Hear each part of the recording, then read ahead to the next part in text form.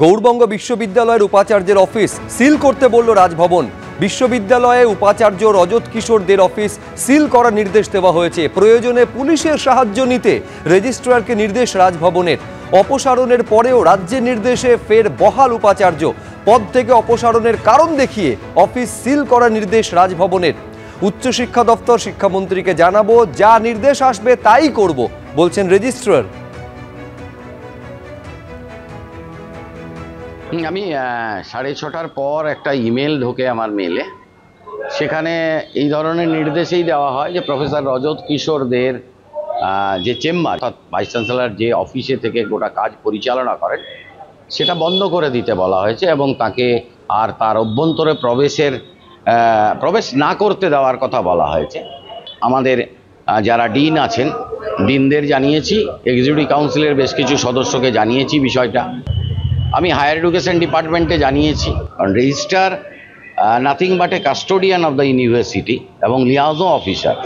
Decision making মানে সিদ্ধান্ত গ্রহণের ক্ষমতা এক্সিকিউটিভ কাউন্সিল এবং ভাইস চ্যান্সেলরের হাতেই থাকে। আমি শিক্ষামন্ত্রী অধ্যাপক ব্রাত্য বসুকে যোগাযোগ করার চেষ্টা করেছি। আমি এখনও ফোনে যোগাযোগ করতে পারিনি, তিনি হয়তো ব্যস্ত আছেন। আমি রাতের দিকে আরেকবার স্যারের সঙ্গে যোগাযোগ করার চেষ্টা করব। তারপর যে নির্দেশ উনি দেবেন, যেভাবে চলতে বলবেন, আমাদের বিশ্ববিদ্যালয় সেই পথেই হাঁটবে। আজ আরও কিছু লোকসভা আসনে বামেদের তরফে প্রার্থী ঘোষণা করা হয়েছে।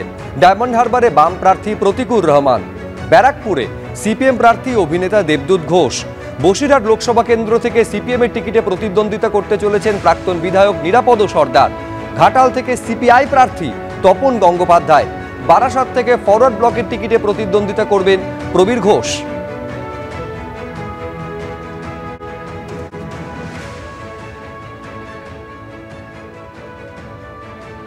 ব্যারাকপুর 15 নম্বর লোকসভা কেন্দ্র